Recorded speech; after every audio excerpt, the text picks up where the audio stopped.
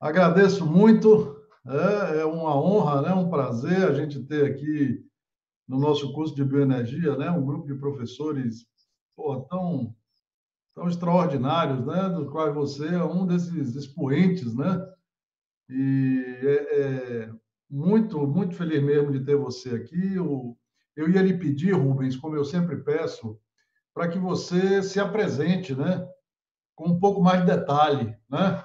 Onde é que você nasceu, como é que você fez de graduação, quer dizer, eu quero que você mostre, né, como é que se chega a ser um Rubens Maciel. Sabe como é que é? Entendo, Então, eu sim. vou te pedir para começar por aí, Rubão, e a gente vai utilizar os nossos 10 minutos finais, um seminário de mais ou menos 40 a 50 minutos. Você, por favor, fique à vontade, para que a gente possa discutir um pouco, responder as perguntas, né, e ouvir também os comentários dos colegas, né, dos alunos, das pessoas que estão participando. Rubens, então, é um prazer muito grande, muito obrigado. Manda bala, com você.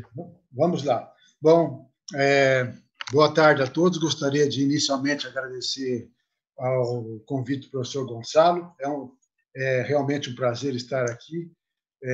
Tenho visto todas as programações, não tenho acompanhado todas porque pertenço ao programa BioEM da FAPESP e a gente costuma ter as nossas reuniões às quintas-feiras, mas eu vi que tem grandes contribuições e trabalhos muito interessantes. Eu tenho assistido depois as gravações. Eu fiz a minha graduação em Engenharia Química na Universidade Federal de São Carlos, sou natural de Lins, do estado de São Paulo, uns 300 e poucos quilômetros daqui, e fiz Engenharia Química e Engenharia Nuclear. Naquela época tinha um incentivo para a gente fazer um pouco de engenharia nuclear, que os alunos mais bem qualificados da engenharia química podiam dividir seu tempo fazendo as duas engenharias. Não era das coisas mais gostosas do mundo dividir o tempo com isso, mas foi prazeroso, né? Depois fiz meu mestrado aqui na própria Unicamp, depois de 3 anos trabalhando para uma multinacional alemã na área de desenvolvimento de polímeros e produtos químicos, e depois fui fazer o doutorado na Inglaterra, uma vez que eu entrei dentro do grupo docente da Faculdade de Engenharia Química. Naquela época, podíamos entrar com mestrado, e fui fazer o doutorado em Leeds, na Inglaterra, na parte de modelagem e simulação de processos. Então, é um prazer estar aqui com vocês hoje para falar um pouquinho do assunto rumando, vamos dizer assim, para biorefinarias que sejam factíveis ou que sejam possíveis de serem implementadas, né? Eu coordeno o Laboratório de Otimização do Projeto de Controle Avançado que está aí, LOPICA. Temos uma divisão lá dentro que é de bioenergia. Temos um laboratório chamado de biofabricação, onde a gente faz polímeros e produtos químicos para a área da saúde, é uma das coisas muito fortes que a gente faz. E um laboratório também chamado Valpet, que é de valorização de petróleo, onde a gente usa o petróleo não mais para gerar combustíveis, mas também para a gente produzir produtos químicos que tenham um valor agregado mais alto. E coordeno a área de estocagem de energia avançada, vamos dizer assim, do novo laboratório de pesquisa em novas energias, chamado CINE, que é cofinanciado pela FAPESP-Shell, do qual eu fui diretor até outubro. Estou saindo agora da direção do centro, mas continuo com a coordenação dessa área, né? Então, fiquei durante 2 anos na coordenação desse centro, agora estou passando o bastão para eu me dedicar mais para as outras coisas. Muito bem. Então, iniciando, hoje em dia se fala bastante na economia circular, onde a gente fortemente, vamos dizer assim, se dedica a desenvolver processos que sejam mais eficientes, onde a gente tem uma redução, vamos dizer assim, o máximo possível na produção de correntes que não são aquelas desejadas, entra no conceito de reuso, né? O reciclo, e primariamente a gente foca bastante no uso de energias e outros produtos de fontes renováveis. Aí entra o conceito que eu chamo de que é um pouco mais abrangente do que a economia circular, do que a própria bioeconomia, que é a Green Circular Economy. Quer dizer, o que é isso daí? Ela é uma bioeconomia ainda focada no sentido de economia circular. Então, isso daí significa que a gente pode, em princípio, ou deveria, em princípio, dentro desse conceito, usar os produtos de fontes renováveis, desenvolver processos, desenvolver produtos em cima desses produtos renováveis, mas de uma maneira já diferente, pensando já no produto associado com a matéria-prima e num processo que seja o mais adequado possível, atendendo aqueles requisitos de bioeconomia circular verde,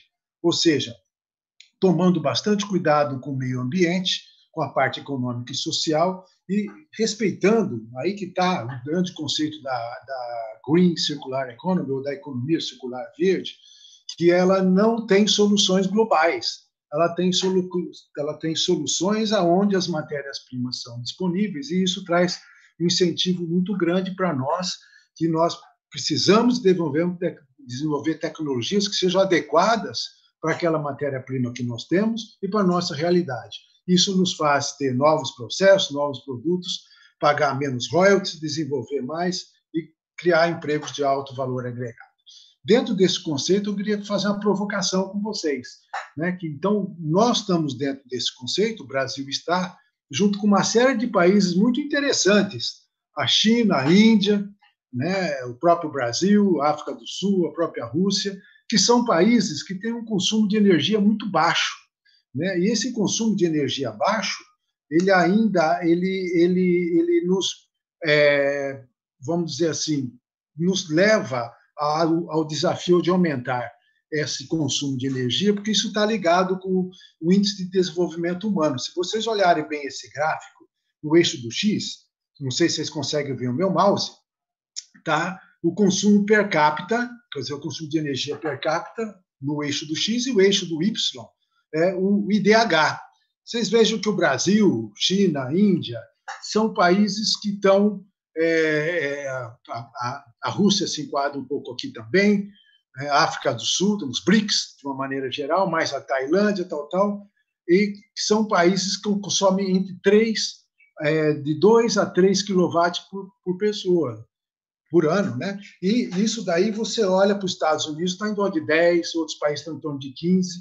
Então, nós precisamos de, ao mesmo tempo que a gente desenvolve produto, a gente desenvolver processos que sejam economicamente sustentáveis e energeticamente, eu diria até, que tenha capacidade de gerar e exportar energia para o grid. E aí eu coloco essa provocação aqui também, olha, que não existe países bem desenvolvidos, com uma qualidade de vida boa, sem um consumo de energia alto. Então, nós temos um desafio muito interessante aqui no Brasil, que é utilizar bem a biomassa para fazer o conceito de biorefinaria, de produtos químicos que a sociedade precisa e, ao mesmo tempo, produzir energia. Veja onde é que está o Brasil ali, com a Índia, com a China, estamos em torno de 1 a 3, né? E precisamos de aumentar isso daí por mais de 10 ou 20 vezes. Isso daí não é ruim, isso são desafios interessantes, e vou chamar a atenção para vocês. Nós estamos falando aí de soluções de 4,5 bilhões de pessoas, né? Então, um número enorme de pessoas que estão nessa situação, o que nos deixa numa situação de um desafio muito interessante, que é valorizar a biomassa, estarmos certos de que nós estamos no caminho correto de fazermos bem o que nós estamos fazendo com a nossa biomassa, e com um desafio maior, fazer melhor ainda. Nós temos que ter processos mais eficientes para gerar mais energia. Dentro do conceito de meio ambiente, eu gosto de mostrar isso aqui, ó, de novo, estamos falando de países aí, se vocês olharem do lado direito, tem Colômbia, Argentina, Brasil, México, China, Índia, Rússia e África do Sul. Vejam o total de energia de consumo que esses países têm, muito puxado pela China. O que significa isso, pessoal? Significa que nós esperamos que o Brasil, que os outros países desenvolvam também, então nós vamos precisar de mais energia ainda. Então, toda essa grande evolução que se deu foi por causa da própria China. Se vocês olharem aí o próprio mercado brasileiro, nós, de fato, patinamos, estamos aumentando muito pouco, mas não é isso que nós queremos. Então, temos uma chance e precisamos de aumentar mais o consumo de energia. E, com isso, vejam lá, as emissões de CO2, se forem feitas a partir desse consumo de energia de fontes renováveis, né, de combustíveis de fontes renováveis, como é o caso principalmente da China, com carvão e tudo mais, nós vamos ter uma grande emissão de CO2. Então, o desafio nosso é muito interessante, as oportunidades são enormes, porque nós estamos, ao mesmo tempo, desenvolver processos que sejam factíveis, possíveis, econômicos, socialmente e ambientalmente. E isso significa, como eu disse para vocês, que é o conceito de Green Circular Economy, ou economia circular verde, prestar atenção nas necessidades locais. Uma delas, além dos produtos, nós temos que fazer o assunto da cogeração de energia. Isso é um desafio interessante e nos traz perspectivas muito boas de mercado, uma vez que nos permite ter o conceito de biorefinaria, inclusive sendo um dos produtos a energia elétrica. Então, muitas maneiras de energia são possíveis, né? Eu citei algumas aí, as não renováveis, óleo, carvão, energia nuclear, e as renováveis, as solares, ou as que vêm através de energia eólica, que eu coloquei ali, vento, biomassa, geotérmica e tudo mais, né? O Brasil é muito competitivo na parte de biomassa, não quer dizer que nós não fazemos com energia solar, estamos indo bem com isso também, estamos indo bem também com energia eólica, mas os painéis solares são basicamente importados, né, da China, isso não é de todo ruim, tudo, a gente faz parte de um grande mercado global, mas o assunto da biomassa traz empregabilidade, conceitos nossos aqui. Então, é interessante a gente explorar, dentro do possível, aquilo que o Brasil é muito competitivo, que é a biomassa e como que a gente faz o melhor uso dessa biomassa, né? E entre os vários possíveis aí, eu vou citar mais do que um, a cana-de-açúcar é um exemplo muito relevante, que ela permite para a gente ser uma matéria-prima para combustível, energia, alimento e produtos químicos, completando, então, uma seara de produtos que, por si só, já se constituem uma biorefinaria, mas nós queremos ir além, né? Outras matérias-primas, como eucalipto, soja, café, milho, também estão disponíveis, fora os resíduos dessas matérias-primas. Uma árvore de eucalipto aqui no Brasil cresce entre 5 e 7 anos. Em alguns países do mundo, você planta para o seu neto colher. Aqui não. Aqui você planta em 5, 7 anos, você já está fazendo uso dessa matéria-prima, fora o que a gente chama de soft forest, que é que você já está começando a cortar com 2 a 3 anos, eucaliptos de diâmetro menor, portanto, mas com outras características, e é uma análise econômica de ver quanto isso é bom ou não, né? Com relação à energia solar, só vou fazer uns comentários aqui. O que se tem mais hoje em dia ainda é o da primeira geração. São aqueles painéis solares que estão ali com uma eficiência de 20%, se vocês olharem aqui. 20% é contando com o período de insolação que ele tem. Então, na verdade, ele cai para 10% ou até menos, dependendo da região que ele está colocando. E os painéis de segunda geração e os de terceira geração, que são até filmes ou materiais mais flexíveis, mais leves e tudo mais, ainda não chegaram no mesmo nível de eficiência de coleta de energia solar. De qualquer maneira, a maioria das empresas, ou a grande maioria das empresas que fazem isso, já são de domínio chineses, e nada mal quanto a isso, mas é algo que a gente precisa trabalhar mais se queremos competir e temos os nossos próprios geradores ou produtores dessas placas, inclusive as de terceira geração. De qualquer maneira, gostaria de chamar a atenção, então, que nós estamos falando ainda dos painéis solares de primeira geração, com eficiência de 20%, e aí eu gosto de fazer uma análise, o que é com relação à biomassa, né, e a eficiência fotossintética. Eu coloquei lá uma reação bem simples, que é a da fotossíntese, que pega água, o CO2, mais energia para produzir o açúcar mais o oxigênio, liberando o oxigênio, então sendo uma das reações que consome dióxido de carbono, e coloquei várias plantas ali, e coloquei a cana-de-açúcar, que absorve ou utiliza 0,86 watts por metro quadrado contra a irradiação solar, que é de 1 kW por metro quadrado. Então, ela pega muito pouco, mas isso já é uma evolução. Isso é para ela poder fazer bem o que ela faz, né? Nada mal contra isso, mas só para a gente ter um parâmetro de comparação de quanto a cana absorve de energia solar e quanto que a energia solar está nos dando de energia em condições ótimas, né? E a comparação da cana com outros tipos de produtos. Por exemplo, a cana está com 0,86, enquanto que alguns outros produtos, como o milho, a batata, estão entre 0,25% e 0,5%. Então, a cana-de-açúcar ainda é bastante eficiente. Tem um conceito aqui que vocês conhecem mais do que eu, que é eu chamo aqui de Theoretical Photosynthesis Production Capacity. Quanto que aquele crop, que aquela cultura pode chegar para dentro do conceito de sustentabilidade e de entrar dentro da Green Circular Economy, que é tirar o máximo possível da minha matéria-prima e eu melhorar em todos os sentidos, desde a produção até o produto final, se vale a pena eu investir ou não no melhoramento daquela cultura que eu estou falando. E o caso da cana é muito peculiar. Se você olhar ali, o potencial teórico dela seria em torno de 380 toneladas por hectare por ano. E nós temos hoje a atual capacidade de produção, temos de 85. Então, daria para a gente multiplicar esse negócio aí por 4, praticamente. O 4 ponto alguma coisa. Então, tem um potencial grande para a gente melhorar a cana-de-açúcar, e isso é bom. Isso é mais um incentivo, mais um desafio que a gente tem que trabalhar. E eu gosto de fazer essa análise para todas as matérias-primas que nós estamos utilizando, para ver qual é o potencial que nós temos de evolução com relação a isso. E aí eu pus uma matriz aqui, ou o conceito de matriz, né?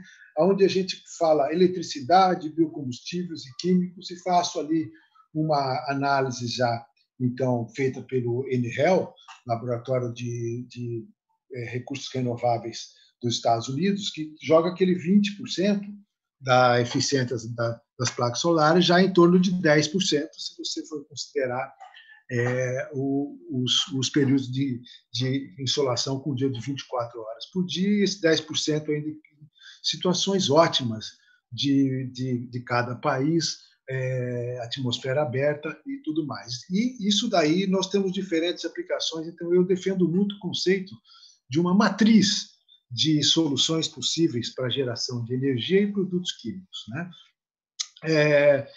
Tivemos já várias palestras sobre esse assunto. O Ricardo Abreu, que está nos assistindo aqui, deu uma verdadeira aula num dos eventos do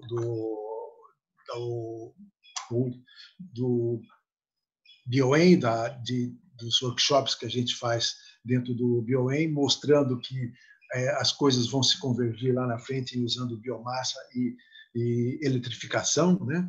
E as perdas que a gente eventualmente tem, e significa que nós podemos melhorar utilizando os biocombustíveis para a transformação das suas em energia mecânica para movimentar um automóvel, por exemplo. De qualquer maneira, os combustíveis líquidos hoje apresentam um alto conteúdo energético e eles são muito mais convenientes no momento, e depende de cada região, né, para serem, por exemplo, produtos ou elementos que trabalham no setor de transporte com a minimização de geração de CO2 e de gás de efeito estufa, portanto, trabalhando no sentido da gente já ter um conceito de biorefinaria através da biomassa produzida dos biocombustíveis, né? Novas tecnologias estão vindo aí, e aí uso uma palavra que o próprio Renato Abreu, que o Ricardo Abreu colocou: a baterização dos carros não necessariamente significa que é uma eletrificação. Países com grandes dimensões como o Brasil, eventualmente vão ter dificuldade de ter todos os carros sendo elétricos plug-in, quer dizer, você só coloca na tomada e carrega e anda 300 km, 400, vai precisar de carregar de novo.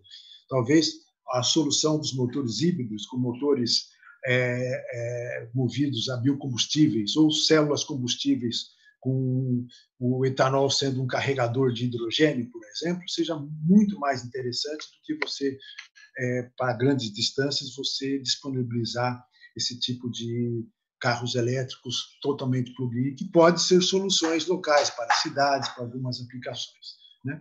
Para a aviação, nós temos ainda desafio ainda maiores, onde os combustíveis líquidos parecem ser uma solução bastante ainda conveniente, né, por um bom tempo, uma série de razões. E, além da energia, como a gente costuma dizer, a sociedade precisa de produtos químicos. Então, o conceito de biorefinaria, produzindo energia, produtos químicos, e outros produtos, ela traz uma flexibilidade interessante e traz um modelo de negócio que nos permite reduzir os riscos devido aos preços de flutuação da matéria-prima e também às próprias flutuações de mercado de cada um dos produtos. Então, esse conceito de matriz estendida para a produção de eletricidade, biocombustíveis e produtos químicos é muito interessante, e a biomassa faz um papel extremamente importante, trabalhando junto com o conceito de matriz com outras fontes de energia. Aqui eu coloco um quadro que eu peguei do grupo da Shell, que mostra que no começo dos anos 2000 aí, até 2060, as energias que devem predominar, as fontes, né? Biomassa, não sei se vocês conseguem ver o meu mouse, mas biomassa crescendo bastante até 2050, 2060. A hidro já tem praticamente a sua capacidade instalada, a energia solar já com também um crescimento bastante significativo, e a energia eólica, né? E as outras energias convencionais ou de fontes fósseis têm uma redução significante ou um não crescimento. Então, a biomassa é um dos vamos dizer assim, das fontes importantes de energia renovável, e gosto de colocar esses dois ciclos aqui para vocês entenderem bem, né, o assunto da gente trabalhar com eletricidade, eletrificação, o conceito de biorefinaria. Esse ciclo da esquerda é bastante conhecido, nós vamos explorar um pouco mais, onde a gente pega a luz solar mais o CO2, cresce as plantas, e com as plantas nós temos a biomassa, os processos que são baseados na conversão de açúcar e outros para produzir os produtos químicos e os biocombustíveis. Esse gráfico do lado esquerdo. E do lado direito, a incidência solar, que são essas curvas não contínuas, vamos dizer assim, essas cheias de pontas, né? Essa é a produção, é a incidência solar. Aquele azul é o perfil de utilização, e essa curva contínua em vermelho seria, então, a energia que está estocada e que deve ser descarregada à medida que o consumo se faz necessário. Então, mostra que existe, de fato, uma necessidade da gente guardar energia, que é algo que a biomassa tem mais facilidade, você pode fazer uso dela quando você precisa, ou você pode aumentar ou diminuir, a exemplo do Operador Nacional de Luz de Energia Elétrica, que consegue reduzir ou aumentar as vazões dos seus reservatórios das hidrelétricas para aumentar ou diminuir a geração de energia, né? Então, a biomassa tem essa grande facilidade comparativamente à geração de energia elétrica. E dentro desse conceito da gente armazenar energia, tanto para veículos quanto para grandes aplicações estacionárias, por exemplo, perto de geradores de energia eólicas, que trabalham enquanto existe vento, a energia solar, que depende da incidência, mas não necessariamente coincide com o perfil do usuário, você vai ter que estocar energia. Tanto para carros quanto para esse tipo de coisa, nós estamos estudando muito as baterias lítio-oxigênio. Se vocês olharem bem, ela está do lado direito do eixo do X aqui, com uma densidade energética já muito próxima dos hidrocarbonetos. Por isso que nós estamos apostando muito nelas, trabalhando bastante. Não existe essa solução comercial ainda, pela densidade energética dela que nós estamos trabalhando nesse tipo de bateria. E por que ela tem uma densidade energética alta? Porque ela trabalha com um dos eletrodos que é o próprio ar. Então, é uma camada muito porosa de nanotubo de carbono, por exemplo, e um dos elementos que faz essa reação para formar o peróxido de lítio, né, é o próprio oxigênio. Então, isso faz com que as baterias sejam muito mais leves, eventualmente, e tragam uma densidade energética muito mais alta para associar com essa matriz que eu conversei com vocês até agora, né?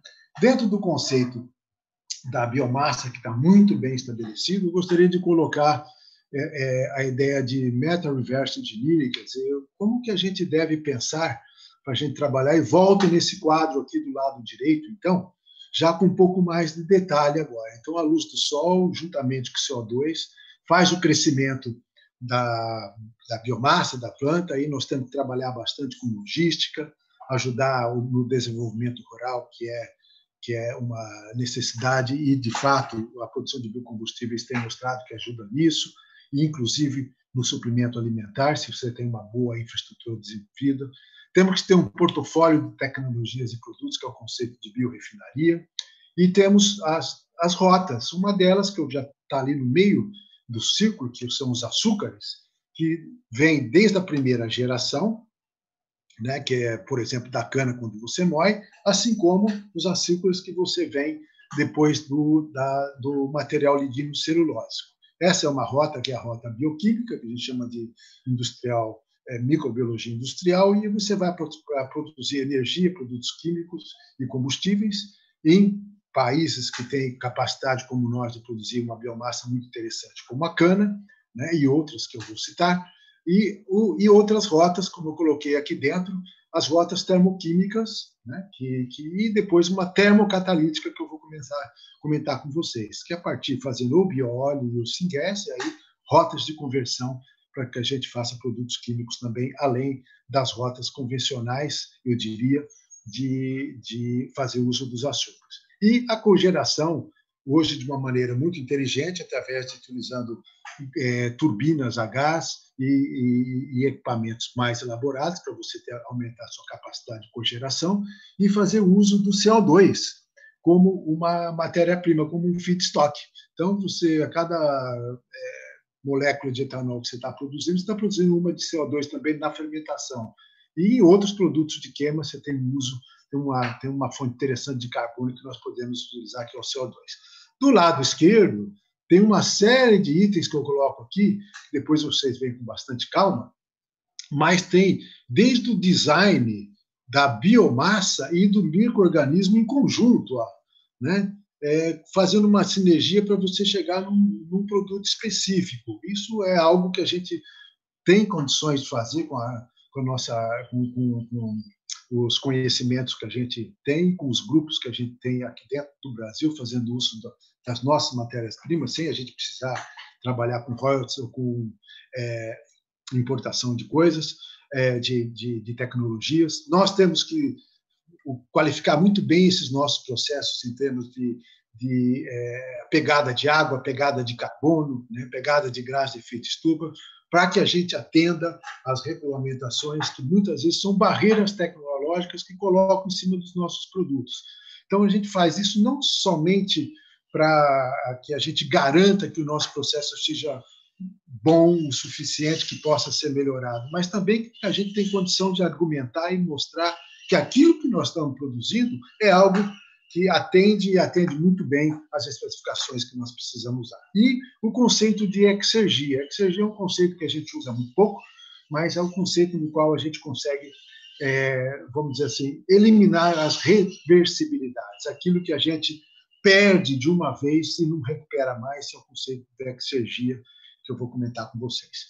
Tem alguns combustíveis que são, eu chamo que tem aplicações imediatas, são interessantes, porque já entram direto no mercado. O bioetanol é um deles, o biobutanol também tem um potencial enorme para isso, aditivos para o bioetanol, os aditivos para o biodiesel, o bioquerosene, que é para aplicações em jet fuels, ou seja, especificado para jet fuels, que é interessante, e os fluidos marítimos, que são esses estão com uma pressão bastante grande para que a gente desenvolva algo mais factível, vamos dizer assim, em termos de sustentabilidade. E a produção de hidrogênio a partir de etanol para você utilizar em tecnologias embarcadas. Fora isso, você pode ter as biorefinarias produzindo commodities, com produtos de alto valor agregados, a bioenergia e ainda materiais mais sofisticados, que eu vou passar um pouquinho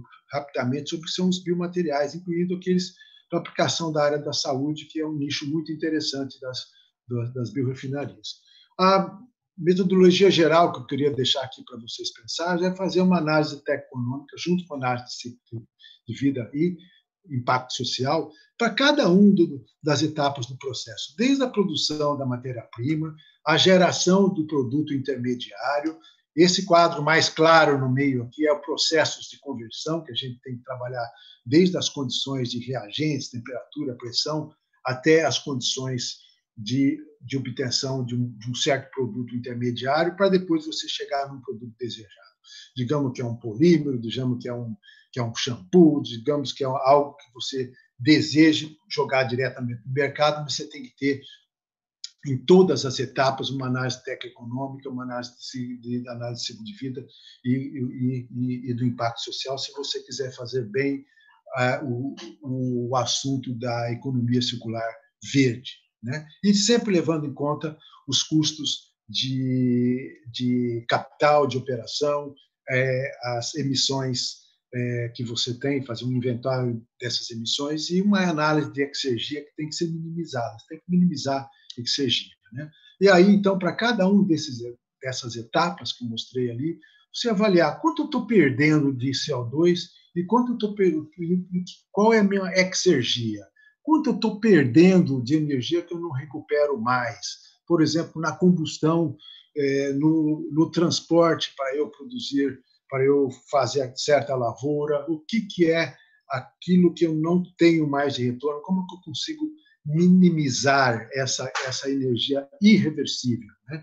Então, eu deixei bem grande ali, Exergy Análise, tem um artigo interessante que nós publicamos no ano passado, junto com o Pablo ali, que é um pós-doc que trabalha comigo, muito bom nesse assunto, e aí eu convido vocês a darem uma olhada nisso para a gente pensar como a gente deve pensar para reduzir ou para melhorar os nossos processos, né? Seleção da matéria-prima é uma coisa muito importante e tem várias dessas contas muito difíceis para a gente fazer, que é a conta de exergia e tudo mais, mas tem algumas coisas que já nos permitem fazer um cálculo mais simples. Então, aqui eu coloquei um quadro para deixar mais simplificado para a gente, o milho, o sweetgrass, a cana-de-açúcar e alguns dados. Vejam bem, quanto que eu gasto de energia para eu produzir o milho? 18,9. Então, nessa primeira coluna aqui, primeira linha, primeira coluna, gigajoule por hectare por ano. E quanto que eu gasto para produzir sweetgrass? 17,8. Quanto que eu gasto para produzir a cana? 13,9. Qual é a quantidade de energia que está contida nessa biomassa? O milho, 149,5, o sweetgrass, 220,2, a cana, 297,1. Se eu dividir essa linha por essa daqui, eu chamei de uma coisa chamada de razão de energia agrícola. Quer dizer, o quanto que aquilo me dá de energia líquida? Veja, então, nesse ponto aqui, a cana ganha de longe dos outros produtos, mas não é só pela cana em si. Eu queria que esse cálculo a gente fosse fazer para cada um dos produtos que nós vamos fazer e ainda dá para melhorar. Se eu conseguir aumentar mais a biomassa aqui, por exemplo, através da cana energia, né, e esse número aqui explode, né? Então, essas setinhas aqui o que eu quero? Eu quero que aumente esse número, quero que aumente esse número, quero diminuir o consumo de energia para eu produzir a cultura. E essa última linha aqui é quanto que eu gasto de energia para processar. Nesse caso aqui, eu peguei o etanol, que é um produto relativamente conhecido para todas essas tecnologias, e veja a diferença de gasto de produzir etanol da cana com relação ao milho. Aí eu fiz umas contas aqui, mostra que nós estamos em condições hoje de gastar 1 litro de energia, litro de energia fóssil, para produzir entre 9 e 13, hoje vai até 15 litros de energia renovável. Rapaz, isso é muito perto do que nós estamos fazendo com o petróleo hoje. Petróleo, até 50, 30, 40 anos atrás, você gastava 1 de energia e recuperava 100. Né? Então, hoje é 1 para 10. Então, os biocombustíveis hoje estão competitivos com o petróleo. Então, até mais competitivos. Então, você gasta menos de energia para produzir um biocombustível do que você extrair o óleo hoje. Então, essa é uma grande coisa. Eu coloquei aqui para vocês, então, uma seleção de matérias-primas possíveis. Já comentei sobre isso, que o eucalipto cresce de 5 a 7 anos, temos soja, milho, laranja. O estado de São Paulo, por exemplo, tem cada 10 copos de laranja produzidos no mundo, 7 sai do estado de São Paulo.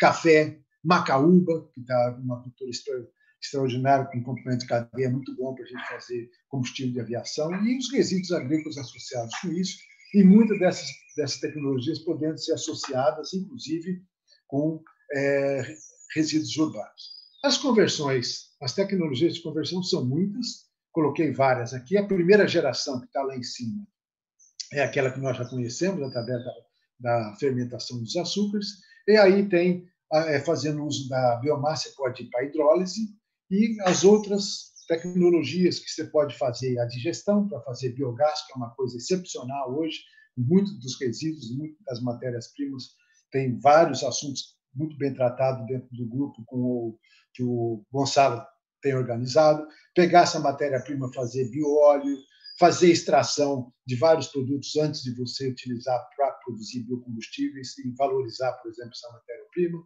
e para transesterificação e esterificação para produzir biodiesel e extras de valor agregado mais alto. Né? A primeira geração é muito sucesso aqui no Brasil, vocês sabem disso, está aqui um típico diagrama de primeira geração, onde você pode facilmente acoplar uma planta de segunda geração, que é fazer a decomposição, principalmente do bagaço, mas também da palha, se for o caso, usar a palha para cogeração, por exemplo, e o bagaço para a produção de etanol de segunda geração, ou outros produtos como butanol e ácido lático, sem esquecer da cogeração de energia elétrica dentro do conceito que nós precisamos ter energia elétrica. Então, temos que ser bastante, eu diria, eficientes em cada um desses processos. São desafios interessantes, inclusive na parte de obtenção do etanol anidro, trabalhar muito na parte dessa parte de separação de processos para reduzir o consumo de energia e sobrar mais bagaço e palha para que a gente possa fazer isso. Né? E um dos desafios está na produção de enzima dentro do site, para que a gente tenha uma produção sustentável, vamos dizer assim, desse processo. As rotas termoquímicas, então, passando bem rapidamente, nos permite, pela pirólise, obter bioóleo e biochar. Biochar é um carvão preto, que é isso que você usa no painel de carro. Várias companhias hoje estão tentando substituir esse carvão preto dos painéis de carro do petróleo pela matéria-prima renovável, então agrega um bom valor. O bioóleo você consegue obter, e se você vai na rota de gaseificação, você tem o gás de síntese, que te abre uma leque de opções para você fazer produtos os mais variados possíveis. E você pode ainda produzir energia, tanto com esse gás de síntese, como com parte da combustão do bagaço usando a rota termoquímica. Esse processo aqui dá para a gente melhorar. Se você olhar aqui, você precisa fazer a secagem, depois a pirólise, e aí você vai até obter do lado direito ali o gás de síntese. Tem alguns estudos que nós fizemos no nosso grupo, que aumentando a pressão, ao invés de você ter reações endotérmicas, elas passam a ser exotérmicas. Então, passa a ser um processo muito interessante de você ainda ter acrescentar mais energia ao sistema e fazer na própria planta. Quem quiser visitar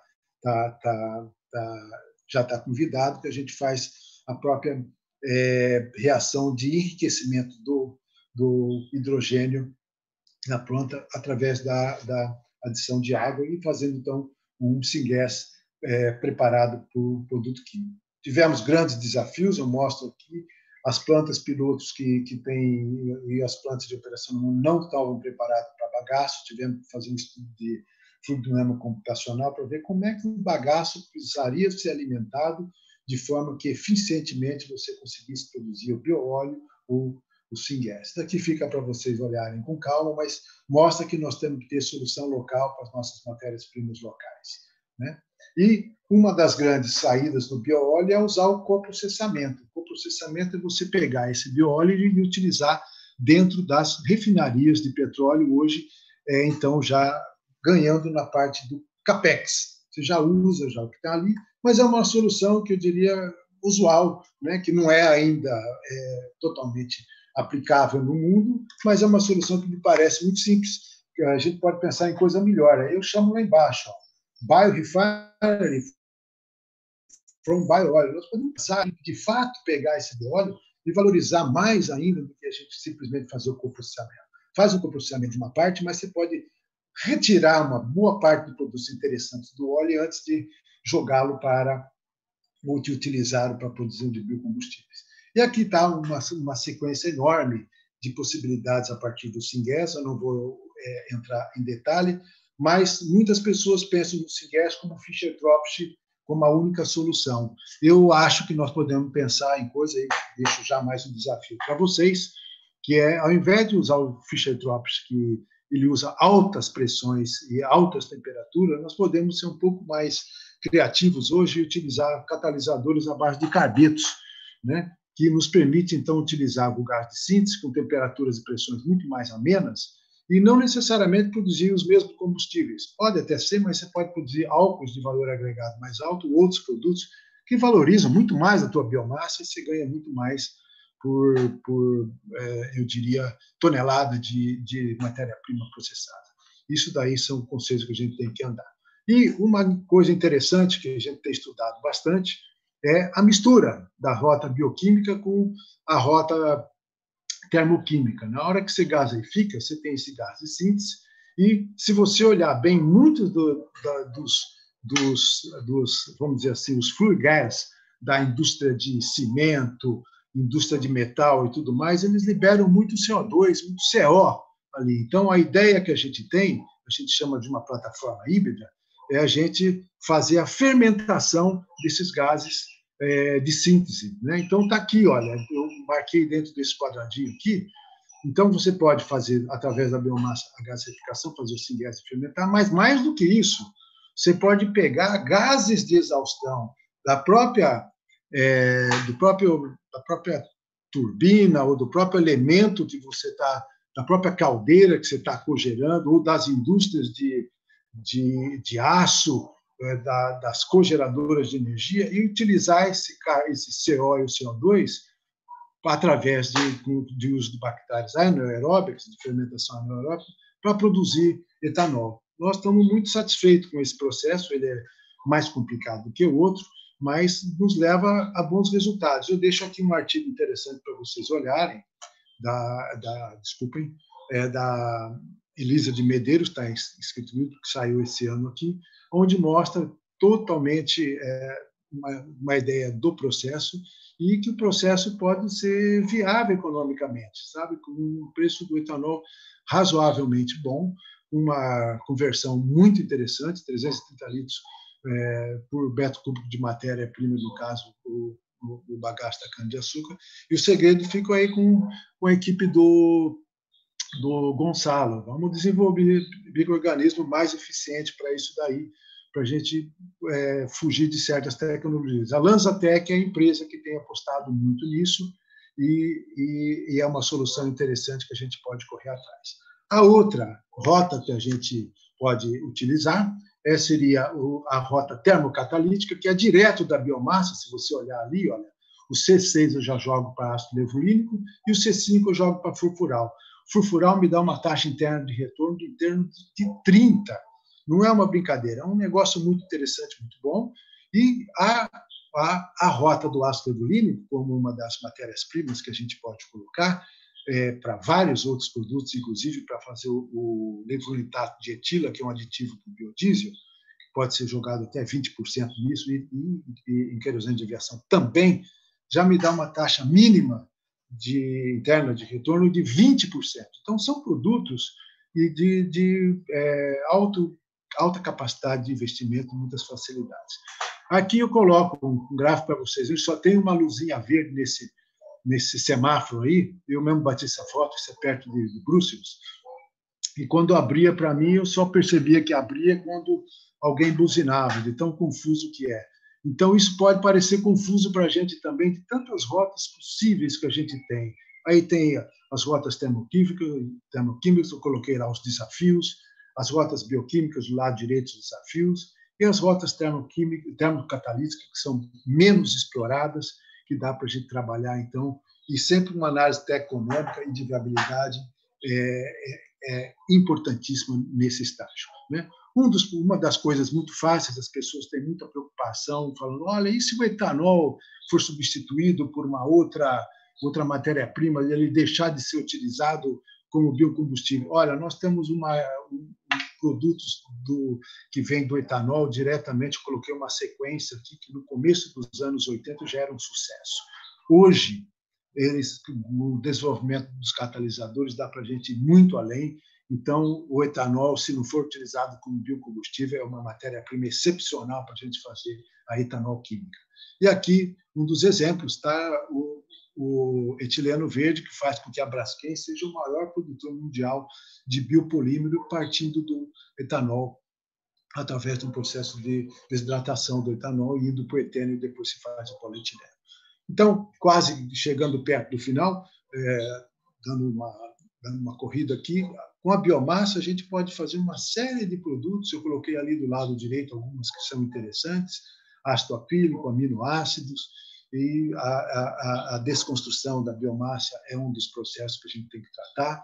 Nós estamos falando aqui, então, de um pré-tratamento hidrolisado com ácido, onde você tem uma corrente de C5, que é uma corrente líquida, e depois tem o material lignocelulose, que está em azul aqui, que precisa de uma hidrólise enzimática para você ir para frente com o processo convencional e usando como ácido o ácido sulfúrico, e nós estamos trabalhando com a pressurização do CO2 para fazer esse meio ácido através do CO2, que depois você despressuriza e não usa mais, portanto, ácido sulfúrico para isso, né?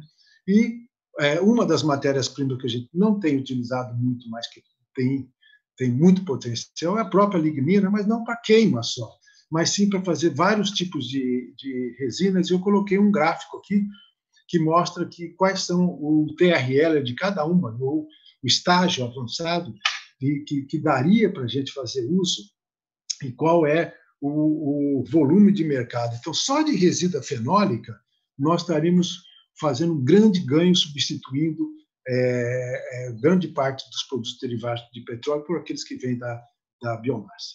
Na fermentação, mais um desafio aqui, que é a rota do C5 e C6, produção do butanol, o ácido lático e outros produtos como aminoácidos. E aí a gente coloca, por exemplo, alguns usos do C5 com intensificação de processos, que apesar de estar muito bem conhecida a fermentação, nós podemos trabalhar bastante com a intensificação desse processo. Aqui está um exemplo da extração, uma fermentação extrativa. Você vai extraindo o álcool, no caso aqui o butanol e a acetona e o etanol, a partir do momento que ele está sendo gerado, então você evita uma inibição pelo produto. Por que isso é importante?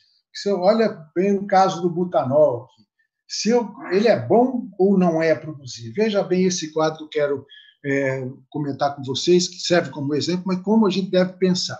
O calor de combustão do butanol, se vocês olharem bem embaixo dessa figura, 36 megajoules por quilograma. Se eu utilizar o processo convencional BET com o micro-organismo convencional, eu vou gastar 49,4 megajoules por quilograma de butanol. Portanto, menos energia, vou gastar mais do que a própria molécula de butanol possui. Se eu utilizar o BET com um microorganismo mutante, eu já tenho algum ganho. 31 com relação a 36, ganho 5 megajoules. Se eu usar aquela destilação que eu mostrei para vocês ali, a fermentação extrativa, né, com o convencional, eu já tenho um ganho também, 31,6. Agora, se eu pegar fermentação extrativa e pegar um microorganismo mutante, eu vou gastar 23 megajoules por quilograma de butanol produzido. Portanto, eu vou ter um ganho de 36%. Então, essa avaliação, Esse tipo de coisa a gente tem que ter como filosofia para a gente desenvolver produtos ou processos que sejam biorefinarias sustentáveis. Né? Mais um exemplo aqui, rapidamente, como é que a gente trabalha no caso do butanol. Né?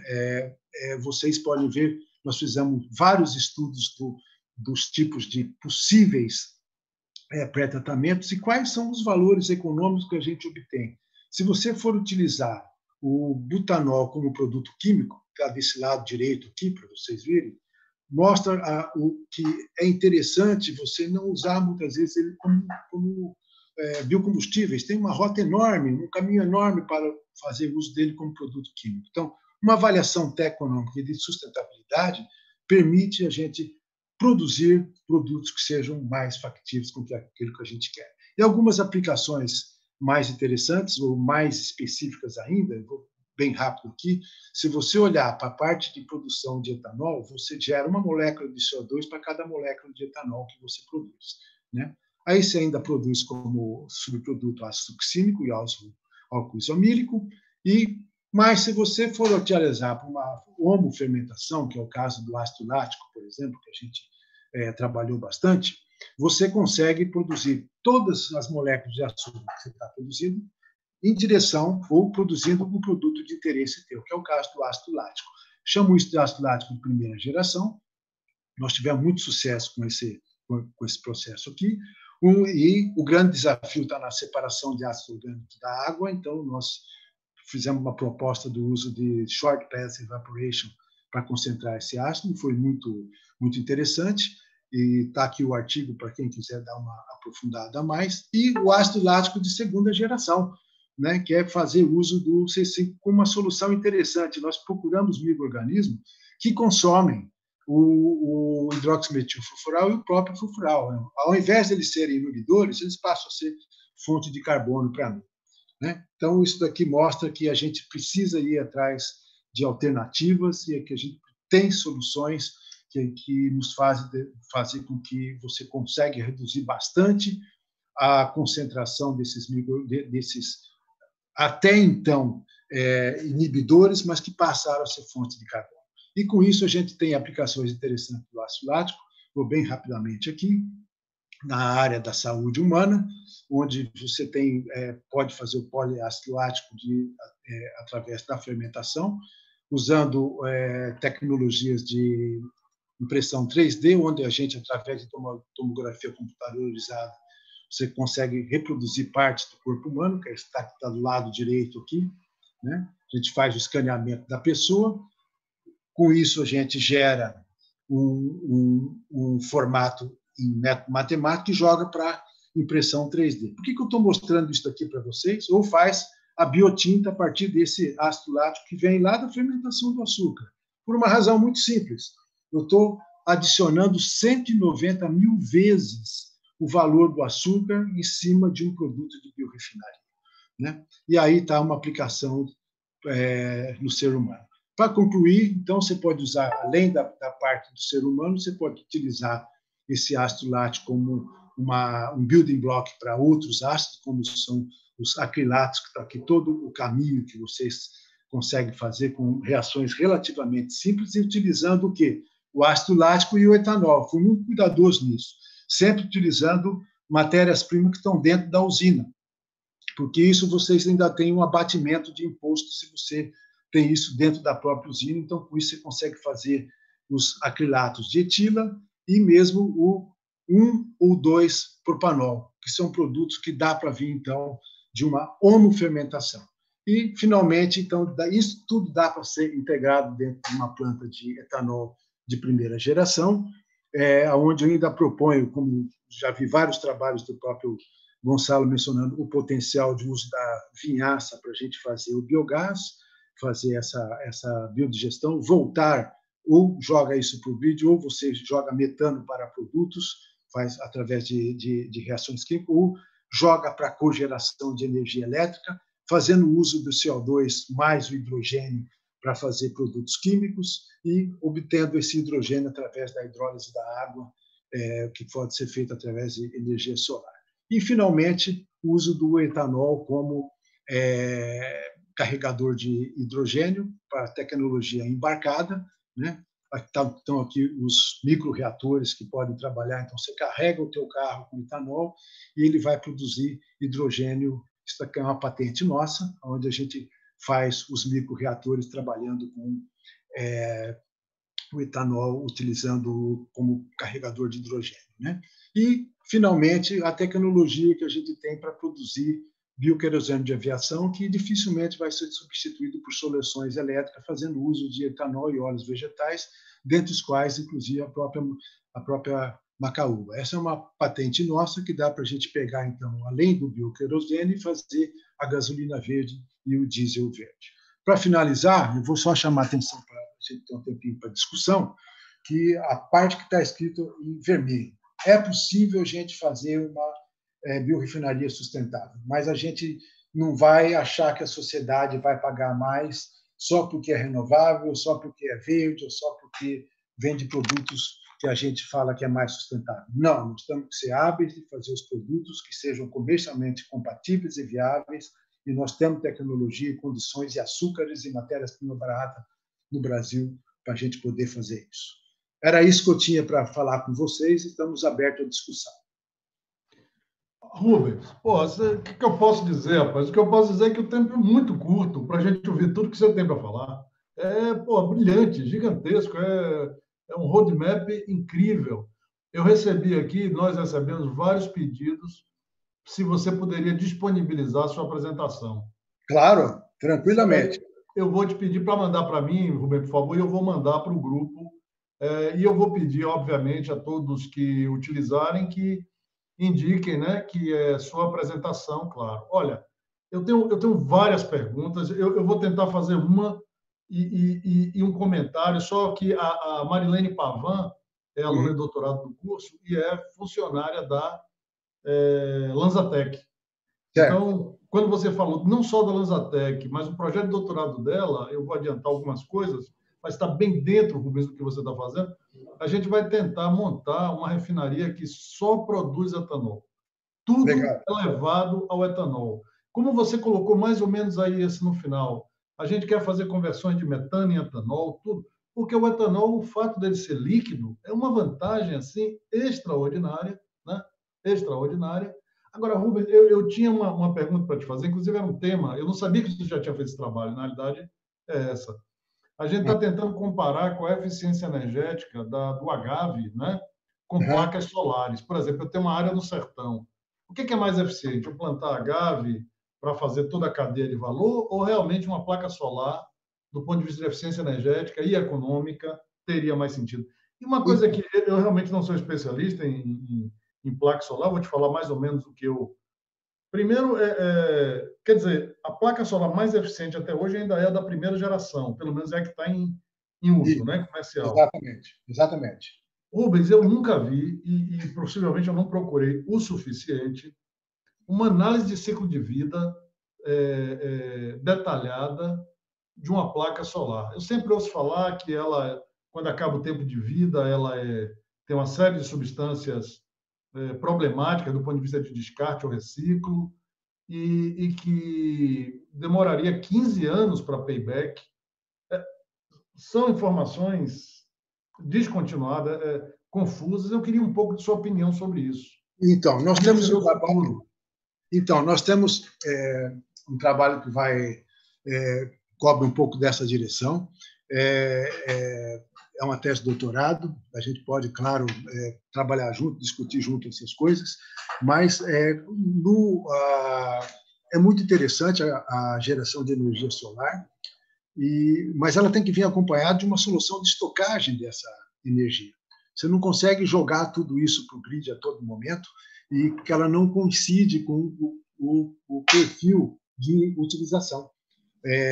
Então, o custo dela passa a ser um pouco mais caro do que a própria produção, e, além do mais, você tem o assunto dentro da análise de sustentabilidade, que ela passa, vamos dizer assim, 50% do tempo dela sem ela fazer o que ela foi planejado para fazer. A planta não, a planta está o tempo todo crescendo, né? Ela usa a noite também para se desenvolver, né? E ela captura CO2. Né? Então, é um assunto difícil, e tem o assunto da eficiência também, se fala em 20% em condições ótimas, em nível do mar, céu limpo, com irradiações daquele nível que eu mostrei para vocês, que é muito perto das irradiações do deserto do Saara, né? Então, do ponto de vista prático, ela cai um pouco mais essa eficiência, e, além do mais, não é só o descarte. Se você fizer o LCA, né, o análise de ciclo de vida, desde o berço até o túmulo, você gasta bastante energia para purificar esse silício e fazer essas plantas, essas placas solares, que, de fato, têm um tempo de retorno relativamente grande comparado com outras coisas. Além do mais, você pode utilizar essas placas solares em outros ambientes, por exemplo, em cima das residências, em cima de outras coisas que você já tem disponibilizado, até um sistema de absorção dessa própria energia ou de acumulação dessa própria energia e redistribuição para a rede. Então, é uma pergunta interessante, vale a pena uma análise econômica, sim, e são soluções que podem ser compatibilizadas. E vai depender muito da irradiação do local e da produtividade que o agave dá também com relação vamos dizer, a capacidade que ele tem de aquela energia de agricultura que eu falei para vocês. Quanto que a gente gasta para produzir de energia e quanto que de energia acumulada ficou naquela biomassa. Rubens, a gente está desenvolvendo um projeto e eu também queria muito sua opinião. Isso aí, já estão pedindo aqui para você fazer uma segunda apresentação, viu? Então, você já vai estar convidado aí para o próximo semestre. Se prepare, a gente vai organizar a data. Célula combustível. Célula combustível. A gente está com um trabalho com um grupo, que eu queria até depois falar com você com mais detalhe, para desenvolvimento de reformador de etanol, né, para veículo, pequenos veículos e tal. Nós temos tido bastante informação de que as células PEM estão evoluindo na direção de começar a receber um hidrogênio menos puro, né, sem ficar envenenada, e trabalhar também em temperaturas maiores, assim como o pessoal tem trabalhado bastante na SUFC, né, para que a cerâmica seja cada vez mais resistente, de forma que a temperatura alcance a temperatura mais rápida e tenha uma maior capacidade de produção mesmo de energia. Como é que você vê, Rubens, o futuro disso aí? Também a reforma direta, né? Essas células combustível que já usam diretamente o etanol, como provavelmente é o caso dessa que você apresentou, né? Como é que você vê o futuro? Em que direção as coisas devem ir? O que é que você acha? Eu gosto muito dessa solução. Eu acho que ela deve ser o futuro, junto com uma palavra que o Ricardo Abreu colocou ali, uma baterização. Você coloca a bateria dentro do carro para aproveitar frenagem, o próprio movimento, e para você absorver energia que hoje é perdida, que eu chamo de exergia do movimento. Né? Agora, o fato de você ter um carregador de hidrogênio líquido, com pressões que não precisam ser da ordem de 500 a 600, 700 atmosferas, estocado no teu carro, que é algo muito perigoso, no fundo, e difícil da gente tratar. Né? É muito mais factível, na minha opinião, você ter um carro híbrido, ou seja, que tem uma bateria para acumular, para recuperar a energia, e ele ser movido primordialmente por uma célula combustível com fonte de hidrogênio a partir do etanol, que é um carregador verde de hidrogênio, vamos dizer assim, e trabalharmos, sim, nas células PEM que sejam muito mais flexíveis, afinal, elas têm que ser mais robustas para exigir um menor grau de pureza, principalmente para transportes. Né? Eu não estou dizendo para gases hospitalares, é outra aplicação, mas para combustíveis, o mundo exige soluções robustas, né? que a gente precisa fazer isso e temos condição de fazer, que a parte dessas membranas tem evoluído bastante, e aquilo que eu digo da economia verde é uma solução que nos interessa ao Brasil, porque nós temos etanol competitivo. Pode ser que não interesse para os outros, porque eles não têm. Então, nós temos que trabalhar nessa situação e mostrar que nós podemos ter as nossas soluções. Somos grandes o suficiente para isso. E junto conosco vem um monte de país, hein? Vem 4,5 bilhões de pessoas. É isso que eu quero fazer. Então, nós temos um mercado junto com nós. Não precisamos pensar só no mercado europeu. Temos um mercado de países em desenvolvimento que preciso gastar com infraestrutura de saúde, educação, tudo mais, e que precisa de soluções rápidas já, e que nós já temos praticamente uma parte delas na mão, que é o etanol. Então, gosto muito dessa solução, Gonçalo, e parabenizo por você já estar alguns passos à frente do que muita gente. Não, amigo, Rubens, a gente vai precisar de conversar mais em particular. Bom, chegou a nossa hora, já adiantamos um pouquinho aí o tempo. Rubens, eu queria novamente, amigo, te agradecer da forma mais efusiva possível. Foi uma aula magna, extraordinária, um roadmap para o desenvolvimento do país, associando tanto coisa de natureza teórica como a parte social, econômica e com a sua contribuição tecnológica objetiva, né, em todas essas áreas de seu grupo. Eu agradeço demais. Você já está convocado, né, como professor aí do nosso time aí, né, da Bioenergia, para o próximo semestre a gente ir em frente nisso aí, amigo, fantástico. E eu finalizo agradecendo aí a todos. Tem manifestações, o Bruno Nunes do MCT, que está fazendo um trabalho incrível aí nesse roadmap de bioenergia. Ele deve também apresentar para a gente aí mais no final do ano, de forma que muito bom ver a capacidade que o Brasil tem de liderar. É isso mesmo, a gente não pode pensar pequeno, né? Temos que ser potência. Bom, pessoal, com isso agradeço a todos, boa tarde, novamente muito obrigado, né? E até a semana que vem. Até semana que vem, um abraço para vocês todos. Um abração, amigo. Tchau, tchau.